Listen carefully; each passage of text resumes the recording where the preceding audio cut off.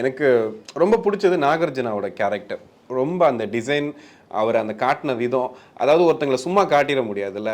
Actually சொல்லுவாங்க, தளபதி படத்தில் வந்துட்டு அந்த ஃப்ரேம் வச்சோன்னு அரவிந்த் சாமியை பார்க்கும்போது கலெக்டர்ப்பா, இந்த ஆள் கலெக்டர் தான் அப்படி ஒரு ஃபீல் கொடுத்தோம்ல. அதே மாதிரி இவ்வளோ தூரம் ஒருத்தன் சொத்து வச்சிருக்கான், இவ்வளோ பண்ணுறான் அப்படின்னா அவன் எப்படி இருப்பான், அவனோட லுக் எப்படி இருக்கும், நடை உடை பாவனை எப்படி இருக்கும், அது அப்படியே இருந்துச்சு. அவருக்கு வந்து நீங்கள் பிஜிஎம்லாம் கூட போட தேவையில்ல, தலைவன் சும்மா அப்படி தள்ளி விட்டு வராரு, வேற மாதிரி இருக்கு.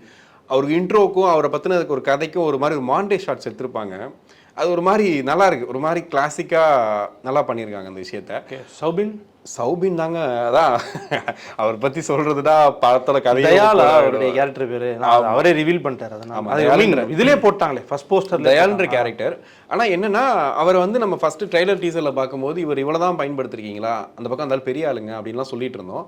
ஆனா படத்துல அவன் தான் பெரிய வேலையா பார்த்துட்டு போயிட்டான். அந்த மாதிரி ஒரு வேலையை பாக்குறாரு. அது ஆக்சுவலி அது நீங்க கேரக்டரா பார்க்கும்போது உங்களுக்கு புரியும், அந்த படத்தை பார்க்கும்போது உங்களுக்கு கண்டிப்பா அது புரியும்.